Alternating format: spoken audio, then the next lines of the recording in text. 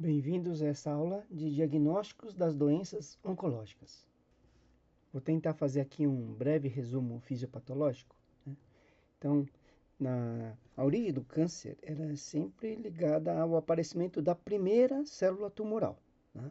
A primeira célula tumoral é essa que carrega todas as características, né, para a possibilidade de produzir um câncer, né, clinicamente, e que também escapou da vigilância imunológica, né? Então, a partir desta mutação, vamos colocar essa célula aqui, né? Ela se torna então a célula cancerosa número 1. Né? É interessante, é importante entender que o câncer, né, do ponto de vista fisiopatológico, sempre se inicia a partir de uma única célula, né? Essa célula tem como característica básica, né, a divisão sem a necessidade de estímulos para a proliferação. Então, ela tem uma autonomia. Então, a célula cancerosa, a primeira característica dela é a sua autonomia, isto é, não obedece aos mecanismos de controle, nem aos mecanismos de estímulo. Ela por si só se divide, ou ela mesma pode produzir as substâncias estimulantes, né? E a partir desta decisão, quer dizer, eu vou me dividir, essa célula então vai aumentando de número. E outra característica importante é que essas células cancerosas, elas não têm processo de apoptose, né? Elas perdem a capacidade apoptótica, então elas se proliferam sem morrer, né? Então não existe essa programação, então elas se perpetuam. E nesse sentido, o resultado é a acumulação, né, dessas células no lugar onde elas foram produzidas. Então, elas vão se dividindo, né, e elas vão então se acumulando. E, a partir de um determinado momento, né, de uma massa crítica tumoral, ela começa a inibir a produção das células normais, né? Então, esse processo de crescimento também é acompanhado por um processo de inibição da proliferação tecidual local. E então, progressivamente, né, a célula tumoral vai, além de ocupar o espaço, né, inibindo também a célula normal, vai também, então, né, tomando conta desse tecido, né, e tomando conta de tal forma que isso acaba levando, então, né, à substituição daquele tecido normal pelo tecido tumoral, né, pelo menos numa região, né. Isso tende a crescer. Mas, além dessa proliferação também existe, né, pelo fato de serem células desarranjadas do ponto de vista de DNA, né, de RNA, então em termos moleculares, ela também vai progredindo. Então, dizer, uma célula tumoral tende a ter mais mutações, né? Então, a célula tumoral é sempre resultado de mutações e essas mutações vão levando a novas mutações, né? E essas novas mutações vão levando à perda da característica tecidual primária, né? Então, as células não carregam mais, né, a memória, vamos dizer assim, daquilo que é o certo. E ela vai fazendo tudo errado, né? E a partir desta fazer tudo errado, né, cada vez coisas mais erradas, ela vai então levando a algumas alterações metabólicas importantes, né? Então, o próprio metabolismo energético, por exemplo, ou a produção de substâncias anômalas, né? Ou deixando de produzir substâncias que aquele tecido produzia, né? Quer dizer, então, essa perda da sua característica, né, inicial, né, de uma célula de um determinado lugar, né, ela vai perdendo essa identidade, né, e aí ela vai invadindo a membrana basal, que aqui está desenhada como esse retângulo azul. Então, ela vai invadindo, né, vai destruindo a membrana basal, né, e a partir então daí ela vai, vamos dizer assim, invadindo territórios, né, então ela vai avançando localmente, né, e esse avanço local, né, pode invadir outros tecidos adjacentes, né?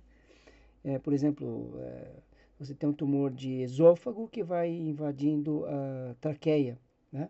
Porque tem uma localização. É, né, por exemplo, uma célula intestinal tumoral, gastrointestinal, gástrica, e vai invadindo, por exemplo, o peritônio, né? Vai lesar serosas e vai invadir peritônio, pleuras, né?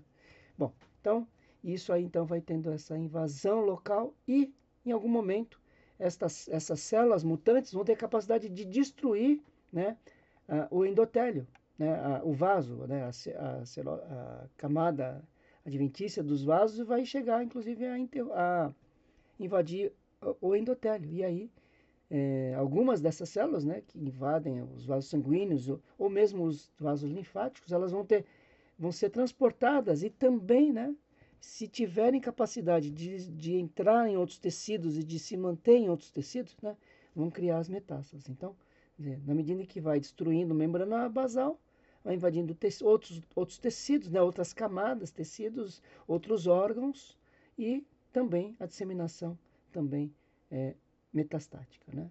Bom, então é importante entender que o processo desde a célula tumoral inicial até as metástases, né, não é uma célula que vai invadindo, quer dizer, na verdade é um processo de degeneração, né, vamos dizer assim, né, como se fosse assim uma célula, vamos pensar assim do ponto de vista humano, né, existe uma moralidade, de repente existe uma imoralidade, né, e a partir dessa imoralidade não tem mais limite, tá? Então, quer dizer, não é a célula tumoral inicial que é metastática, mas sim, né, na progressão do tumor, ele vai então adquirindo propriedades estas que vão destruindo o local, vão né, inviabilizando aquele órgão, né, aquele tecido, e vão adquirindo capacidades invasivas de vasos linfáticos e também de implantação em outros tecidos. Tá? Então, entender que esse processo todo é um processo, vamos dizer assim, de propriedades específicas, né, das células tumorais. Por isso que tem tumores mais diferenciados, tumores que são mais indiferenciados, tumores mais metastáticos, né? Tumores que têm preferência por determinados locais de metástase. Então, quer dizer, todas essas características elas são específicas para cada tumor, né? E específicas, obviamente, também dentro de caminhos de desarranjo molecular, né? Bom, então é isso. Então, a fisiopatologia um pouco resumida, né? Sem citar nomes de moléculas, de vias metabólicas, né? Mas esse seria o caminho do câncer. Então, ao invés de mostrar gráficos, né? Então, determinar aqui aquilo que eu falei, né? Sintetizar aquilo que eu falei anteriormente. Então, o câncer, né? Vai ter a proliferação autônoma e perene, né? Por conta da perda apoptótica. Isso vai resultar numa acumulação, né? Esse desarranjo celular, né? Que leva ao câncer, também está diretamente ligado ao catabolismo. Catabolismo é esse ligado a produção de substâncias, ou mesmo pelo processo inflamatório do tumor, né? E também pela perda, por exemplo, da organização mitocondrial, né? Levando à perda da eficiência energética da célula. E isso levando, inclusive, a mudanças metabólicas, né? A um consumo, por exemplo, de massa magra do nosso corpo, né? Para produção de glicose, de neoglicogênese a partir dos aminoácidos, né? Então, todo esse caos metabólico, né? Produção de ácido úrico, produção de hiperfosfatemia, né? Produção de DHL aumentado, né? Por destruição celular. Então, tudo isso colocamos no catabolismo. Também, por exemplo, síndromes paraneoplásicos, né? O síndrome caquético, anorético, né? A mudança do paladar, né? Que acontece no câncer. Tudo isso ligado a exatamente a esses produtos catabólicos, né? E a partir daí, né, a ideia do câncer como uma doença que progride, né? Ela vai progredindo, e essa progressão, né, ela vai piorando todo o processo, né? E aí, resultando aí no final, né, a invasão local e a distância, né? Então, a invasão dos tecidos locais e claro, né, aí a disfunção orgânica e dentro do comprometimento nutricional, né? E a própria insuficiência de outros órgãos, né? E a partir daí, e aí a morte, né? Nesse slide aqui, eu vou tentar colocar um pouco a questão inversa, né? Então, assim, quer dizer, todo diagnóstico de uma doença oncológica pressupõe, né, uma biópsia do tecido suspeito, tá? Então, quer dizer, é praticamente não viável um diagnóstico do câncer sem, né, uma biópsia.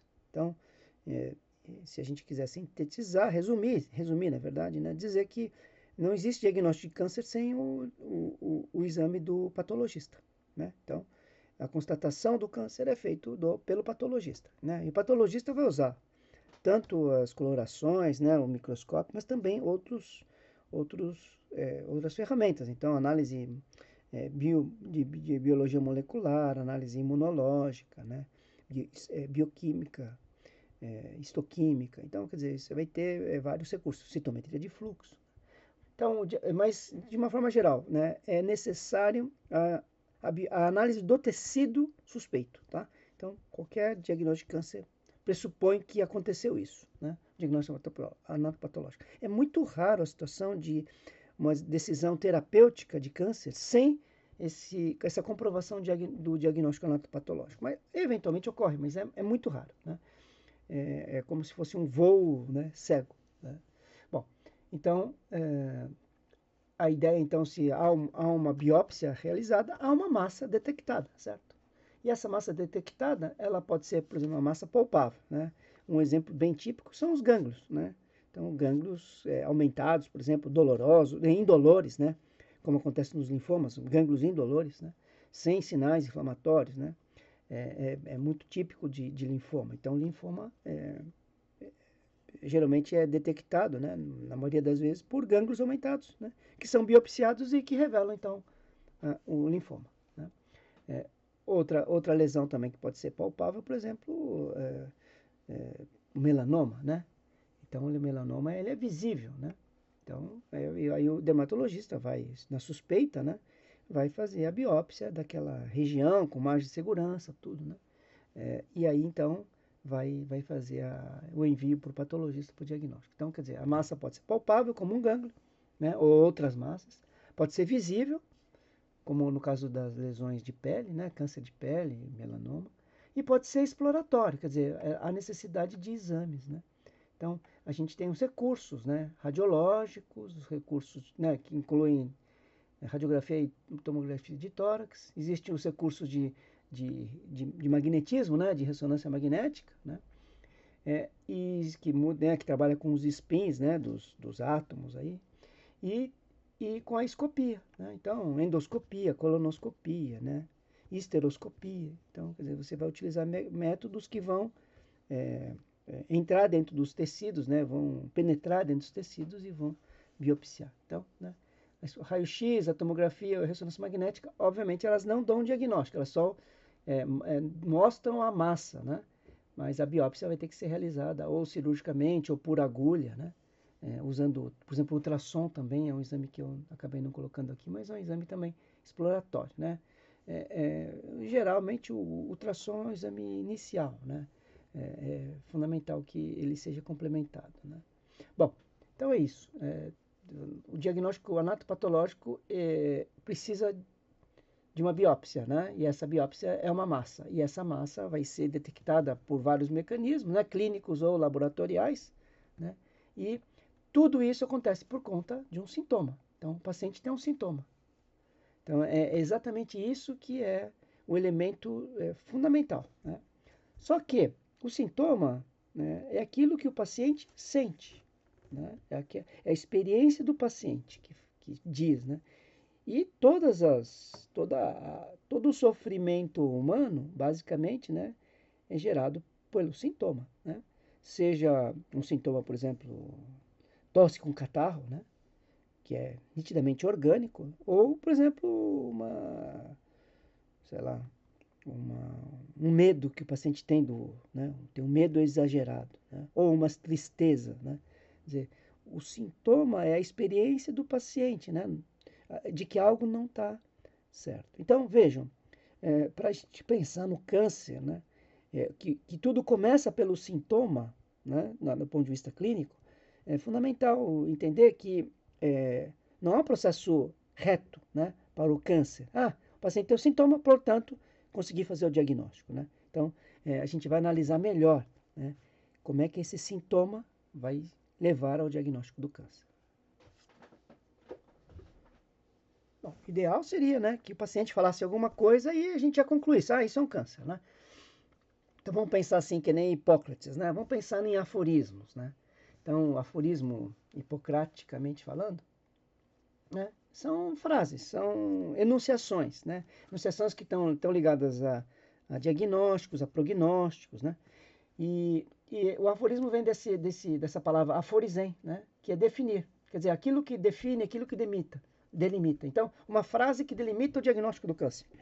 A gente só tem, praticamente, que eu conheço, assim, que seja de bastante utilidade, eu só conheço um, que é o aforismo: mulher com sangramento vaginal pós-menopausa, né, deve se investigar, né, para câncer de endométrio, né? Esse é o aforismo, né, e que está certo em 70% a 80% das vezes. Então, vejam, tem um grau de, né, acerto. Cada 3 mulheres que têm esse sintoma pós-menopausa, né, sangramento vaginal, duas delas têm câncer de endométrio. Então, quer dizer, é um aforismo perfeito, né? Pena que isso não é uma regra no câncer, tá? Então, vamos dizer assim que o diagnóstico do câncer é um diagnóstico bem mais difícil, né? Bom, a gente tem alguns dados específicos que a gente pode utilizar para, vamos dizer assim, aumentar a probabilidade de um diagnóstico de câncer, tá? Então, quer dizer, dados que esses que, se você tiver no paciente, né, previamente, você tem que realmente pensar você está diante de um paciente com câncer, tá? Então, o primeiro dado específico é se o paciente está com câncer ou se já teve câncer, né? Tratou. Então, essa é uma situação extremamente importante. O paciente que tem câncer ou teve câncer tem mais chance de ter câncer que a pessoa que não tem câncer ou que nunca tratou de câncer, tá? Então, é super importante entender isso, né? Só um exemplo: o paciente que tem, por exemplo, teve um câncer de estômago e de repente começa a fazer uma cefaleia muito importante, quer dizer, esse sintoma, né, pode ser uma consequência, por exemplo, do câncer, né? Ou um novo câncer, tá? Então, por exemplo, especificamente no câncer de estômago, a gente associaria muito mais um câncer, uma metástase cerebral, né? Então, um dado específico de bastante notoriedade, quer dizer, precisa estar muito atento, é quem tem ou teve câncer. O segundo dado também, que acho que é um senso comum, acho que todo mundo pensa assim, né? Até os não pacientes, até os não médicos, né? É o emagrecimento inexplicável. Então, alguém que está emagrecendo muito, né? Já houve um momento na história da medicina que a gente pensava que era AIDS, né? Eu, quando era recém-formado, né? Quando o mundo descobriu a AIDS, né? Quando a AIDS se espalhou pelo mundo, né? Emagrecimento inexplicável praticamente era a primeira coisa que a gente fazia, era sorologia para AIDS. Mas anteriormente e mesmo hoje, né? Até porque o tratamento do HIV, né? Melhorou muito, né? Então, a gente entende que o emagrecimento inexplicável, né? Um dos elementos extremamente importantes para ser pensado é uma doença neoplásica, né? Outros dados também, que eu vou resumir aqui como sintomas B, tá? Sintomas B é ensinado, assim, dessa forma, como um conjunto de manifestações, né? Que reúne, né? Febre, sudorese noturna, emagrecimento, anorexia, né? Isso está ligado ao prognóstico pior em pacientes com linfomas, tá? Linfoma de Hodgkin e não Hodgkin. Então, sintomas B são aqueles que, quando presentes nesses pacientes com linfoma, tá, levam ao pior prognóstico, ou talvez, né, melhor dizendo, levam à necessidade de terapia mais agressiva, tá? Então, a origem desse nome sintomas B está nesse caráter prognóstico, tá? De forma nenhuma, né, o paciente com linfoma tem obrigatoriamente sintomas, tá? Então, pacientes com linfomas podem ter ou não. Então, quando não tem, a gente chama de A, né? Ausente. E B, quando tem presença desses sintomas. Então, no diagnóstico do linfoma, né, a presença ou a ausência tem caráter prognóstico, mas não quer dizer, né, que seja obrigatório. Então, eu coloquei como sintomas B porque esses sintomas, né, na verdade, febre, emagrecimento, anorexia, sudorese noturna, estão diretamente ligados a catabolismo. Então, aparecem muitas doenças, né, e também nas doenças neoplásicas, né. Então, acredito que no idoso, quando você começa a ter esses sintomas, né, é fundamental, então, o clínico lembrar que pode ser um sintoma aí de neoplasia, inclusive os linfomas, né. Bom, também, vamos lá, além desses dados específicos, existem dados localizatórios, né? Então, quer dizer, o sintoma sempre né, sempre ele dirige, né, a nossa investigação para um lugar, né? Eu não tenho vontade de levantar cedo, né? A gente vai para que lado, né? Para o lado do sintoma psíquico, né? Para o sintoma, por exemplo, de uma depressão, né? Então, a gente sempre vai em direção a um determinado local, né? Mas, levando em conta, por exemplo, o sintoma, né, sempre né, uma disfunção local, né, ou mesmo sistêmica, né? E essa disfunção local tem que ser investigada como disfunção local. Então, se o paciente tem uma queixa de queimação epigástrica, é óbvio que a gente vai pensar, né, em estômago, vesícula biliar, né? Pâncreas, né? Nessa região aí. Intestino eventualmente transverso, né? Doença ou constipação. Então, a disfunção local vai nos levar à possibilidade de uma topografia, né? E dentro dos sintomas característicos dos cânceres, né, a progressão, quer dizer, um sintoma que começa e vai piorando, e vão aparecendo novos sintomas. Então, o dado do sintoma em si leva a uma localização. Mas no câncer, uma das coisas muito claras, né, é que se você não fizer nada, né, há uma tendência da progressão desse sintoma, tá? Existem algumas exceções, tá? Então, por exemplo, a pirose, né? Quer dizer, o refluxo esofágico. Então, quando o paciente tem sintoma de pirose, de repente ele melhora, isso não necessariamente foi uma melhora do fluxo, mas sim, né, uma mudança do epitélio. Então, está diante de um paciente que já está fazendo uma metaplasia, né, no esôfago. Então, quer dizer, existem exceções, mas de uma forma geral, né, no paciente com câncer, né, o sintoma tende a piorar, certo? Ou aparecerem outros. Mas isso também acontece em doenças inflamatórias, né? Acontece em outras doenças autoimunes também. Então, não é específico do câncer, mas ela nos diz que há uma gravidade implícita aí, né? Ou talvez uma necessidade de investigação de doença orgânica, né? Outra coisa também importante, né? Já tinha dito sobre o catabolismo, e dentro desse catabolismo a síndrome paraneoplásica, né?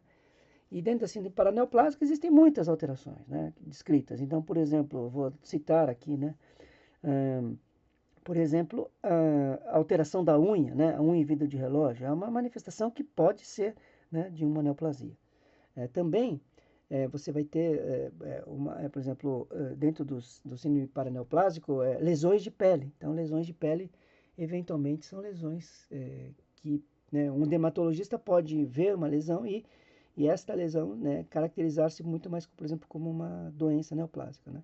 Uma manifestação também que é do paciente com síndrome metabólica, mas também aparece no paciente com câncer, é a acantose nigricans, tá? Então, a acantose nigricans é uma manifestação paraneoplásica dermatológica, né? Então, super importante, então, conhecer as manifestações paraneoplásicas, né, para você pensar aqui como dirigir o diagnóstico, né? Bom, também é super importante entender que a trombose, né, ela também está ligada ao câncer, seja no momento diagnóstico, seja durante o tratamento ou pós-tratamento. Então, a trombose acompanha o câncer, né? Obviamente, muitas pessoas têm trombose, né, anomalamente, né? Então, por exemplo, pessoas jovens tendo trombose, mas isso tem que ser investigado, né? Desde pílula anticoncepcional, né, que é uma causa de trombose, até, por exemplo, doenças que a gente chama de trombofilias, né? Então, são geralmente doenças hereditárias ligadas a mutações de por exemplo, fator 5 Leiden, né? Mudança da protrombina, né? Então, existem outras doenças hereditárias e adquiridas, por exemplo, síndrome do anticorpo antifosfolípide, né? Tá? Então, importante entender que muitas manifestações paraneoplásicas em pacientes com câncer são eventos trombóticos, né? Vasculites também podem ser, né? Então, é importante entender os sistemas de doenças, os dados localizatórios, né? Então, disfunção local, catabolismo, né? E a invasão local, né? Então, que pode estar diretamente ligada, por exemplo, ao sangramento nas fezes por um câncer de reto, né? Certo? Ou por um sangramento vaginal, né? Por um câncer endometrial, né? Ou por colo de útero, né? Ou uma hematúria dentro de um tumor pielocalicial, né? Ou de bexiga, né? Ou mesmo uma próstata que invade a bexiga e leva a hematúria, né? Então é super importante entender que esse tumor invade e produz eventos, né? Então, desde, por exemplo, obstruções intestinais, até mesmo quadros né, de oclusão total, né? Então, a invasão local levando a disfunções, né? Ou mesmo disfunções secundárias. Então, por exemplo, aquele exemplo que eu tinha falado para vocês, né, do tumor de esôfago, começa a invadir também a traqueia e o paciente começa a fazer tosse, né, quando come. Porque o alimento do esôfago, né, o tumor criou um caminho para a traqueia e você vai ter aí tosse por conta desse caminho tumoral, né, tumoral que aconteceu, né? E outra manifestação extremamente comum também dentro das doenças digestivas, né, do sistema digestivo, né, é a anemia. Então, câncer de estômago, né, câncer de cólon direito, né, que são cânceres que manifestam o sintoma anemia é extremamente comum nesses pacientes. Então, lembrar também, então, a invasão local, lembrando das disfunções locais, disfunções secundárias, né, como invasibilidade local ou, né, a anemia, certo? E, né, também a invasão à distância, metástase óssea, né? É clássico, né? É importante vocês lembrarem que existem doenças clássicas de metástase. Então, aquilo que eu falei para vocês, de alguém que tem câncer e tem cefaleia, isso está ligado, a, por exemplo, a uma invasão do sistema nervoso central, mas, por exemplo, câncer de próstata, né? Que tem uma história longa, tal. E o paciente, então, com câncer de próstata, sabido ou não, né? Reconhecido ou não, ele começa a ter dor nas costas, né? Então, isso aí, como manifestação, principalmente lombar baixo, né? Tá? Bem típico de invasão de próstata. Ou a paciente que tem câncer de útero, né, e de repente começa a fazer ascite ou linfedema, né? Então, é bem característico desses pacientes, né, desse tipo de tumor ter uma progressão também mais ou menos estabelecida, né? Certo? Então, câncer de pulmão, né, pode invadir, por exemplo, o gânglio estrelado e vai dar síndrome de Horner, né? Então, vai dar pitose, vai dar miose e perda da secreção, perda da sudorese naquele lado, né? Síndrome de Horner, né? Ou, por exemplo, uma trombose, né? De veia cava superior, né? Fazendo então aquela síndrome da compressão da veia cava superior, né? Então, o paciente faz um edema, né? De face, vermelhidão, né? E circulação colateral. É bem típica de tumores, né? Da região da veia cava, tal, né? Ou mesmo da região do pulmão, né? Próximo a essa localização, por exemplo, tumor de ápice pulmonar, né? Então, conhecer, né, esses padrões, né, essas possibilidades, né? Só voltando acima da compressão da veia cava superior, né, ela é uma emergência radioterápica. O paciente tem que ser feita a radioterapia o mais rápido possível, né, na medida que você diagnostica isso, né? E encontrou, por exemplo, o tumor. Então, muito importante entender essa questão. E dentro do que eu já disse também, a síndrome paraneoplásica, né? Sempre, né, deve conhecer. Só lembrar para vocês algumas situações, né? Então, uma delas é a síndrome carcinoide, né? Que é um quadro ligado a muitos tumores neuroendócrinos, né? E isso vai acabar levando a um quadro de pele, né? Um quadro de hiperemia e alterações digestivas, principalmente intestinais, tá? Então, síndrome carcinoide, por exemplo, é uma síndrome paraneoplásica, né? Uma manifestação bem típica de tumores neuroendócrinos, né? Bom, então é importante entender basicamente a história clínica e conhecer, né, cada doença, cada tumor desse. É óbvio que uma aula nunca vai ser suficiente para isso. E o estudo dessas manifestações acontece quando vocês estagiam nas clínicas, né, cirúrgicas e clínicas, né?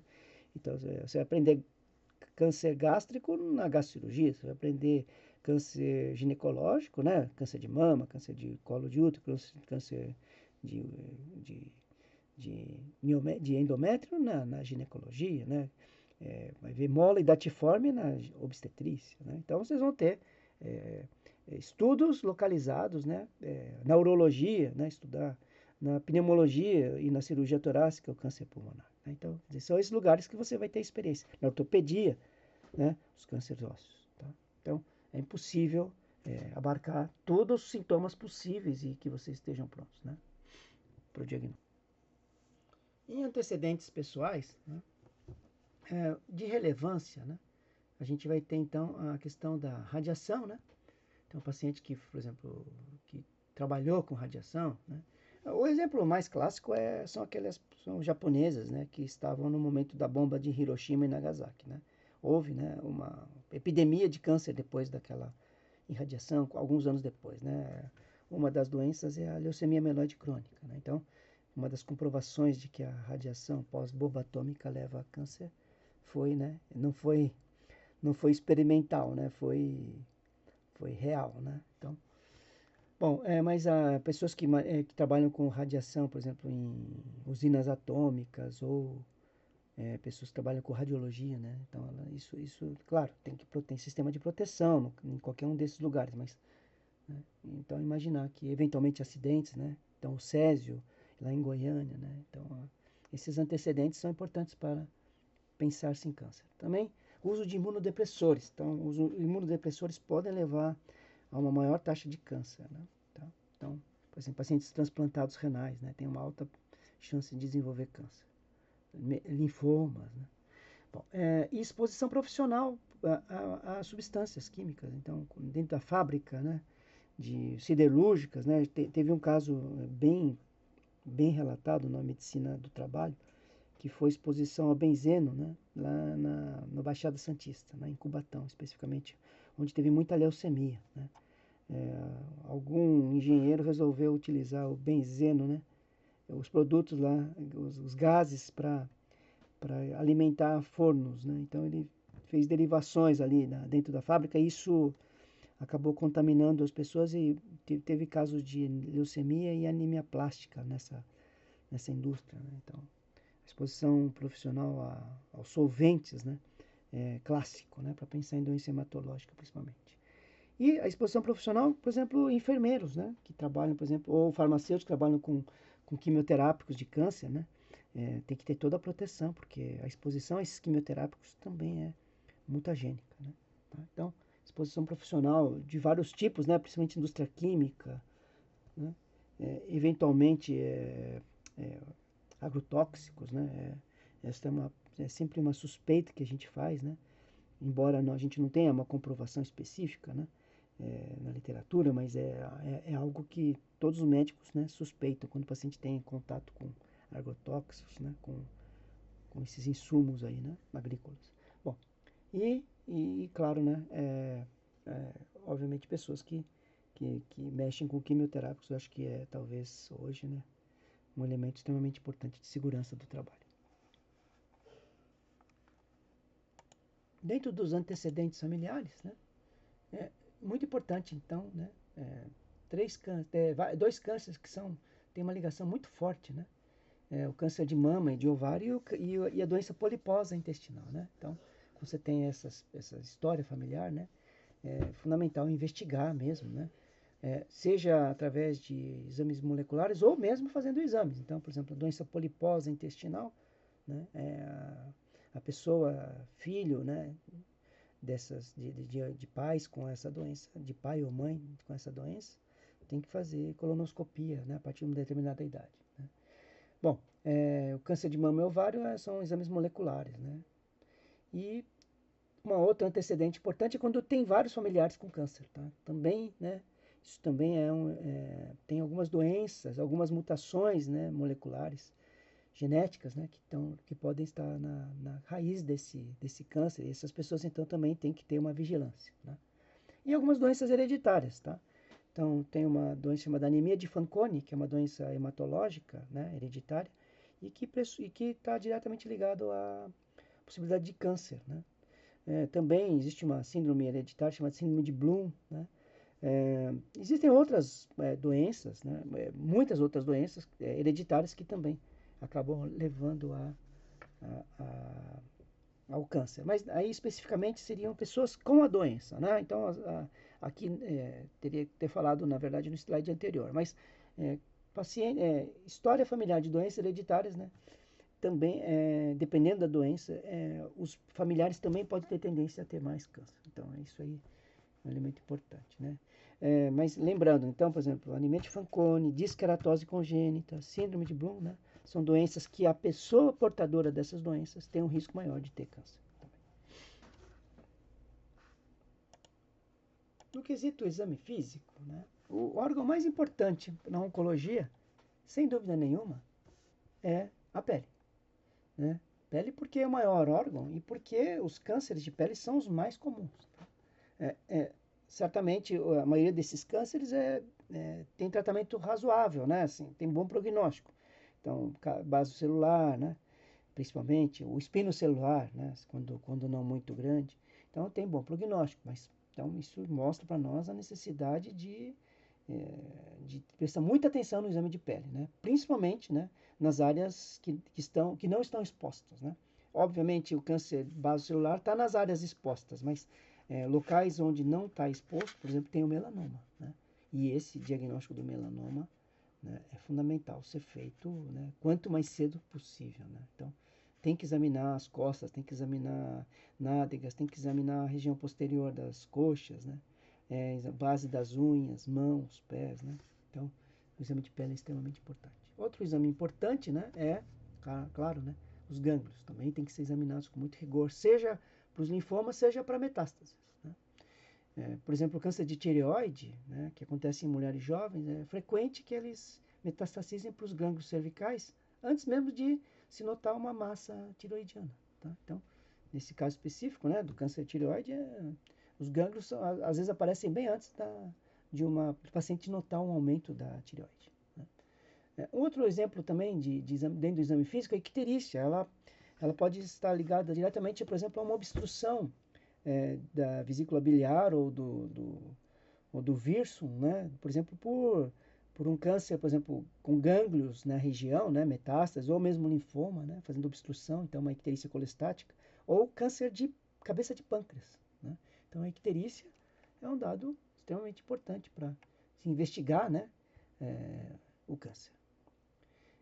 A anemia, que a gente já disse anteriormente, né? Mas tanto como doenças hematológicas, leucemia, por exemplo, mieloma múltiplo, ou no caso específico, por exemplo, do câncer de estômago, câncer de colo direito, né? Caquexia, desnutrição também, né? São sinais aí que o paciente pode ter câncer, né?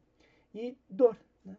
A dor é extremamente importante entender, seja no aspecto diagnóstico ou no paciente com câncer, né? Então, a dor é chamada de quinto sinal vital no câncer, né? Então, a dor pode ser a primeira manifestação ou uma das manifestações que vão levar ao diagnóstico de câncer, ou no paciente com diagnóstico de câncer, né? A dor tem que ser monitorada e tratada, né? A massa, né? Como eu já disse anteriormente, então massas que aparecem, né? Então, por exemplo, uma massa óssea, uma massa paraóssea, né? Por exemplo, os tumores ou uma massa abdominal, né? Os tumores de partes moles, né? Então, sarcomas, então lembrar que são manifestações que não são muito óbvias na hora que a gente avalia, né? Então, lembrar que uma presença de uma massa tem que pensar em câncer, né? De uma forma geral. Derrame pleural também pode manifestar-se aí dentro dos cânceres, né? Inclusive tem, né, o mesotelioma, né, que é um tumor de pleura, uma neoplasia de pleura. A ascite manifestação, né, dentro mesmo de tumores peritoneais, né, primários ou como metástases, né?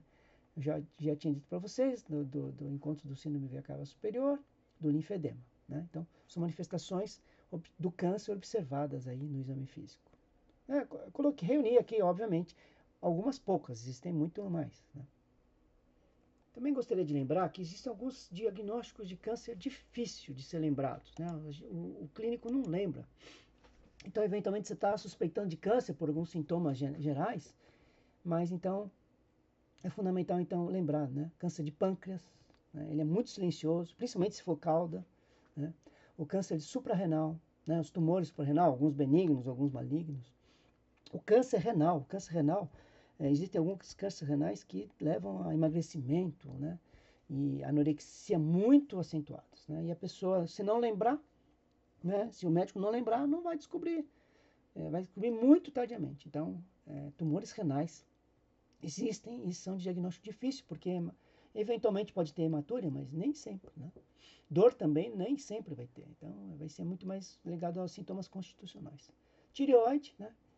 Aqui é super importante lembrar a faixa etária, né? Existem vários tipos de tireoide, mas o papilífero, que é o mais comum, acontece mais em mulheres jovens, né? Então tem que palpar a tireoide, né?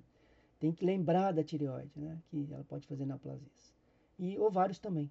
São tumores que crescem e silenciosamente, né? Então, quer dizer, os diagnósticos difíceis, na realidade, eles são muito fáceis de serem detectados por ultrassom, né? E como eu acredito piamente que o ultrassom vai ser o novo estetoscópio na medicina, né, moderna, eu acredito que esses diagnósticos difíceis estão, né, a um palmo do médico, né, que tiver um ultrassom. Óbvio, né, que são o preparo, por exemplo, intestinal, né, de gases, é super importante para visualizar o pâncreas, mas né, eu imagino que também esses métodos também vão melhorando, né, gradativamente para o usuário comum, né, para o médico vamos dizer assim, de médico da linha de frente, né? Então, também acredito que isso vai ser mais fácil. Então, câncer de pâncreas, suprarrenal, rim, tireoide e ovários, né? Os ultrassons, né, com seus sensores específicos, né, podem possibilitar um diagnóstico inicial rápido, né? Se você lembrar, né, que esses cânceres existem. Bom, um tópico extremamente importante é o rastreamento, né? Porque a base do rastreamento é um indivíduo sem sintoma. Então, tudo aquilo que eu disse sobre o sintoma, né, cai por terra quando a gente diz sobre rastreamento. Mas o rastreamento não seria, vamos fazer o diagnóstico antes que o câncer apareça, né? Então, quer dizer, não, quer dizer, nós temos que pensar em câncer em todos os pacientes toda hora, né? Não tem nenhuma lógica nisso, né? É impossível fazer uma boa medicina com esse tipo de pensamento. Então, na verdade, a gente tem que imaginar que o rastreamento está diretamente ligado à possibilidade de uma prevenção primária, né? Então, vamos lá. Então, o rastreamento do câncer de útero começa na prevenção do HPV, então a vacinação. E esta prevenção acontece tanto em meninas, né, como em meninos, né? Porque, aliás, é o pênis que leva o HPV, né? O cânceres do HPV são desde o câncer de pênis, né, passando pelo câncer de colo de útero, mas também o câncer de boca, câncer de garganta, né, e o câncer anal, né, anal retal. Então, quer dizer, é fundamental pensar, né, não como rastreamento especificamente, mas como prevenção, né, em pessoas que a gente nem imagina a possibilidade de um câncer, como por exemplo um menino de 9 anos de idade, né, que é a faixa de início da vacinação, certo? Então, é super importante que o clínico, né, tenha em mente a ideia desse rastreamento, quer dizer, deixa eu rastrear o câncer, mesmo onde aparentemente é quase improvável, quase não, totalmente improvável, né? Um menino de 9 anos. Mas é nesse momento que é a melhor efetividade, né? A vacinação em meninos e meninas na infância, né? Então é super importante isso. E obviamente, porque o SUS cobre, né, essa vacina tão cara, né? Bom, então, em termos de prevenção, né, é super importante lembrar da vacina do HPV. E, né, de uma forma geral, o rastreamento visa a precocidade diagnóstica, quer dizer, fazer o diagnóstico antes dos sintomas, né, porque, né, vai ter tumor em menores tamanhos. Mas essa racionalidade, né, para fazer o rastreamento não é em qualquer tumor, né? Tem tumores que se provou, ou que pelo menos a evidência atual, com o que nós temos hoje, né, não há um benefício muito claro, né? Por exemplo, o câncer de próstata, né? No sistema de saúde europeu, canadense, né? Mesmo no Brasil, no SUS, né? Não há uma imposição sobre o rastreamento em homens, né? A partir de uma determinada idade. Quer dizer, é a opção do homem por rastreamento que leva né, ao toque retal, ao pedido de PSA, né? Então, isso não é mais obrigatório, isso não é mais um sistema de rastreamento, né? Pelo menos no SUS, né? É óbvio que há um avanço terapêutico, há um avanço diagnóstico, novos métodos, né? Como, por exemplo, a ressonância multiparamétrica aí de próstata, quer dizer, né? Mesmo a evolução dos tratamentos, pode ser que mude esse panorama, né? Mas no momento atual, né, o diagnóstico precoce do câncer de próstata não leva nem ao aumento da sobrevida, nem melhor qualidade de vida, tá? Então, por isso que a racionalidade é super importante, né? Bom, mas, por exemplo, o sistema diagnóstico e terapêutico tem que ser acoplados. Então, a gente precisaria fazer diagnóstico, né, rastreamento de câncer de cólons, né? De intestino grosso, né? Mas não há. Por quê? Porque, veja, há uma necessidade de fazer o teste de sangue oculto nas fezes, populacionalmente é fácil. Mas e naqueles que dão positivo, que vão precisar de colonoscopia? E naqueles que vão fazer colonoscopia e detectado vão fazer cirurgia, né? E daqueles que fizeram diagnóstico de cirurgia vão ter que fazer quimioterapia e radioterapia. Então vocês percebem que para fazer um rastreamento desse tipo, tem que ter uma estrutura, né, de terapêutica, de exames diagnósticos, previamente preparada para esse aumento súbito de casos, né? Esses casos vão aparecer de qualquer forma com o tempo, né, e tardiamente, né? Então é uma questão de necessidade de estruturação do SUS, quer dizer, acho que nós já perdemos muito tempo nesse rastreamento do câncer intestinal, né? Grosseiramente falando aqui intestinal, né? Então, colo retal, né? Então, mas vocês entendem que não adianta também se você sair pedindo sangue oculto para os seus pacientes, né? Também isso não resolve um ou outro paciente seu, mas como é que você vai conseguir garantir para ele todo esse caminho diagnóstico e depois a terapia? Então, a racionalidade tem que estar dentro de um sistema de saúde, né? Então, isso vai levar em conta, por exemplo, a epidemiologia, né? Câncer de colo de útero, né? Câncer de mama, né?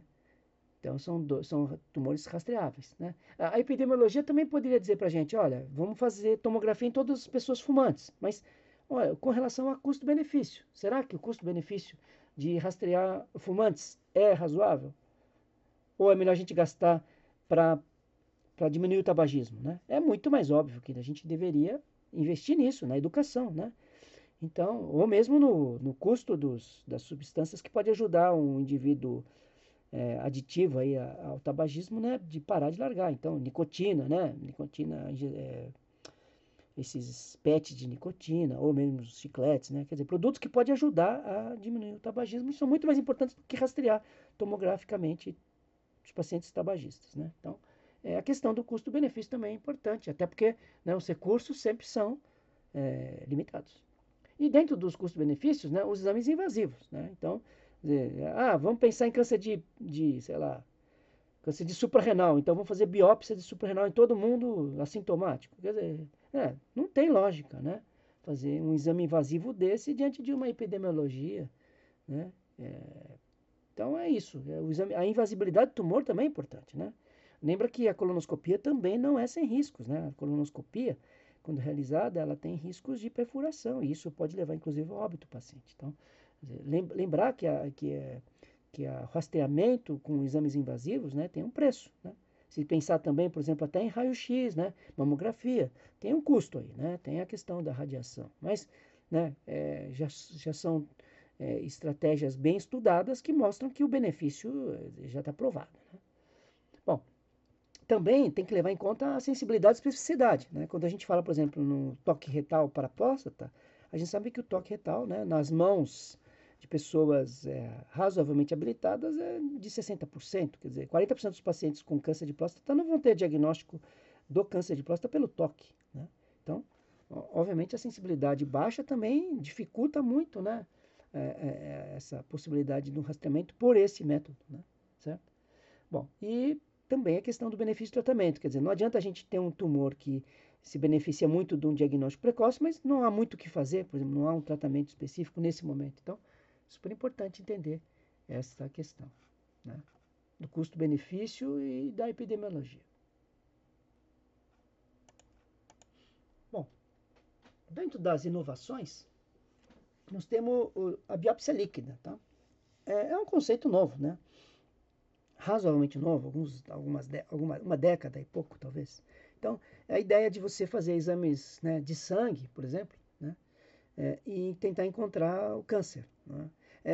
Não confundam com marcadores tumorais, tá? Os marcadores tumorais, quando foram, mesmo PSA, por exemplo, quando eles foram colocados à disposição, né, havia uma grande expectativa de que pudessem proporcionar um diagnóstico precoce, mas não é verdade, né? Então, esses marcadores tumorais têm usos muito específicos e principalmente em termos prognósticos. Então, você tem o diagnóstico de câncer, né? Você faz esses marcadores e você acompanha, por exemplo, com a terapêutica. Então, isso é muito útil, sim, tá? Então, marcadores tumorais, na medida que você tem o diagnóstico do tumor. Mas não adianta fazer marcador tumoral e a partir de um perfil você vai fazer a investigação. Isso não acontece.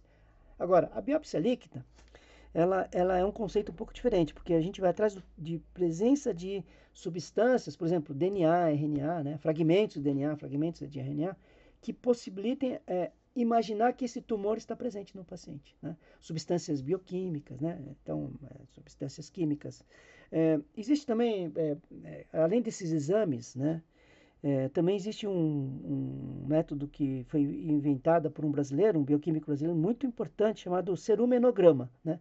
Por mais esquisito que pareça, né, é a análise do cerume do ouvido, né? Então, tira-se o cera do ouvido e analisa-se por espectrometria de massa, né, por HPLC, e se consegue se detectar, né? Ele mostra um trabalho no começo dos anos 2020 aí, né? Acho que um pouco antes da pandemia, que esse método diferencia, né, a cera de ouvido de pacientes com câncer de pacientes sem câncer, né?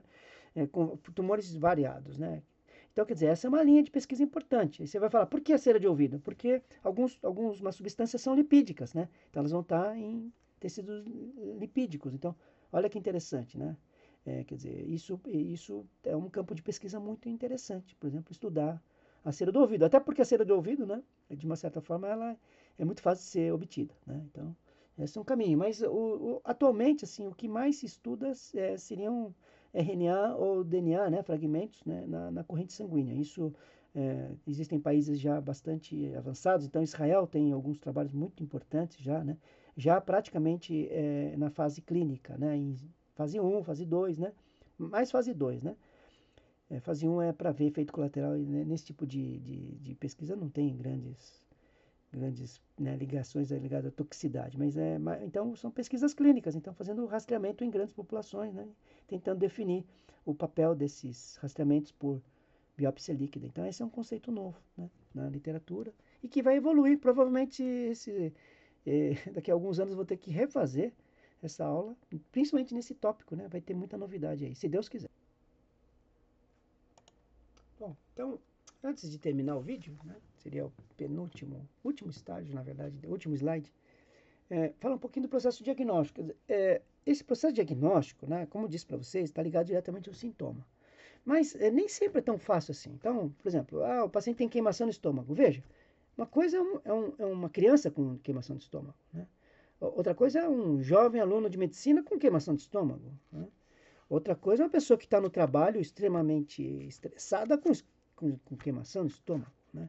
Ou um senhor de 55 anos, 60 anos, que tem uma queimação, né? Então, quer dizer, você veja, só o fato de ter faixas etárias diferentes já pressupõe diagnósticos diferentes, né? E especificamente no caso do câncer, né? Veja, a partir da queimação do estômago, naturalmente, o que seria feito, né? Uma endoscopia, né? Então, assim, dessa possibilidade da queimação de epigástrica está diretamente ligado a um câncer de estômago. Então, a endoscopia, ele faria uma visualização da região, uma biópsia e pronto, né? Se você for pensar, por exemplo, que também, né, quem está fazendo esse diagnóstico vai fazer muita diferença. Então, uma coisa é alguém que é o médico de saúde da família. Outra coisa é um gasto clínico com consultório particular, né, ou de convênio, né? Então, o, o delta T, né, entre queimação de estômago e endoscopia é completamente diferente nessas duas situações, tá? E veja, né, a queimação de estômago, quando não é necessária endoscopia, né, veja, né, quer dizer, deixa muito claro que né, seria um exame desnecessário, mas e se o paciente tiver um câncer, né? Então, é nesse sentido, então, que nem sempre há essa facilidade entre a suspeita, né, ou a necessidade de investigação através de um método, né, e o recurso que você tem ali. Então, é por isso que, para o clínico geral, que não é um especialista, né, quer dizer, a responsabilidade dele aumenta muito, não no sentido de pensar mais em câncer, mas que esse diagnóstico do câncer tem que ser muito mais vamos dizer assim, racional e embasado, até por conta dos limites diagnósticos, né? Dos limites dos recursos. Então, e veja, não é nem questão de, demora mais. Não. Na verdade, entender que determinadas situações exigem, né, uma mobilização muito maior do médico para o diagnóstico, né? Enquanto outras não, outras elas necessitam muito mais de acolhimento, né? De observação, de orientações, né? Por exemplo, essa queimação do estômago num jovem, né? É possível fazer uma boa medicina num jovem com queimação de estômago sem fazer endoscopia, né? Mas, eventualmente, há necessidade, se ela persiste, se você suspeita, por exemplo, de uma úlcera do adenal, né? Se tem pirose associada, né? Quer dizer, se tem outros elementos ali, né? Que necessitam de uma endoscopia. Mas, de uma forma geral, né, assim, é super importante entender que o processo diagnóstico é um processo de interação médico-paciente, né? Paciente-médico, né? Esse paciente médico, nessa intersubjetividade, você vai ter, né, elementos extremamente importantes, porque o paciente te dá a experiência, né, da doença, do sofrimento, né? E você, então, dessa experiência, você está obtendo os dados clínicos, né? E desses dados clínicos, vocês dois vão, né, pensar nos recursos diagnósticos. Então, quer dizer, uma consulta médica basicamente, né, traduz-se nisso, né, grosseiramente, né, a experiência do paciente, a obtenção dessa experiência e os dados clínicos é a partir do raciocínio e aí recursos diagnósticos e terapêuticos, né?